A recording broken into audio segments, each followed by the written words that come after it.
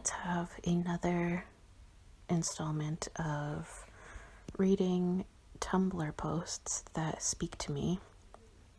This post is from a blogger called Rabid Raccoons. She wrote a post and then there was a response from another poster called, Tara McClay was a turf. I hope I'm saying that right. Tara McClay was a turf. Anyway, Rabid Raccoons writes, when you read Andrea Dworkin say she's never been more afraid than when she was speaking to a group of lesbians that were pissed that she called herself one despite not being one, that's her literally admitting she's lesbophobic. She wasn't more afraid of speaking out against the men that rape, mutilate, murder, pimp, sex, traffic, molest, or beat women and girls. Nope, it's lesbians holding her accountable for her appropriation of an oppressed community that made her shake in her boots. When you read Bell Hooks say that lesbian erotica shouldn't be sexist against the penis because we all need to celebrate and cherish it, she's proving her lesbophobia. I'm reading Mary Daly's Gynecology right now, and less than 30 pages in, she says she doesn't believe in homosexuality, that when she uses lesbian with a capital L, it's about women-identified women, the correct usage, and when she uses it with a lowercase l, she's talking about the male-distorted version, women who relate genitally to women. That's worse than Dworkin comparing us to Nazis. Why should I separate the art from the artist when it comes to older or published or brilliant radical feminist women?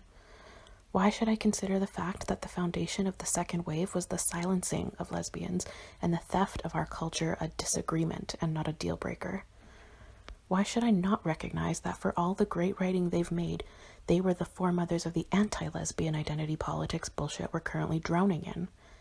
And when you hear about how there were real lesbians who had major issues with these women, why is it that you can't find any names, any writings? Why were the most lesbophobic and appropriative radical feminists the most successful radical feminists? Why are successful radical feminist lesbians almost non-existent? Doesn't it seem odd to you when you consider that the movement was built and maintained by genuine lesbians? Any lesbian that decides not to read works by women that hate, fear, silence, and deny her very existence isn't ageist. She's sparing herself the suffering that comes as a side effect of being part of a distinct oppressed class of women. And here's a thought. Why can't older women learn from us? Maybe even admit they were wrong. They can give up lesbian and take fucking WLW. Tara McClay was a turf responded, This is a huge part of why I no longer consider myself a part of radical feminism. The more and more I read about it, the more I discover just how rooted lesbophobia, and in a lot of ways male-centric, it is. And the current state of radical feminism is no better. The sheer amount of lesbophobes who call themselves radfems, even on this hell site Tumblr, is genuinely insane. As a lesbian, it's incredibly isolating and, to be perfectly honest, depressing when you find that even the people who claim to be your allies, who claim to advocate female liberation, turn around and spew the same misogynistic, homophobic bullshit you've heard your whole life, only with an added twist of self-righteous, feminist word choice. And, to make it worse, when lesbians dare to point out how tiring and upsetting this is, we get mocked and demonized as the big, mean dykes who are trying to police the community.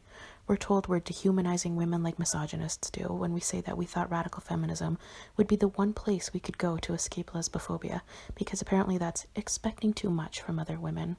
We're told that disagreements within a political group are a good thing, as if homophobia is the same goddamn thing as, like, debating over the morality of wanting to give birth to a daughter, knowing she'd be forced to grow up and oppressed under the patriarchy.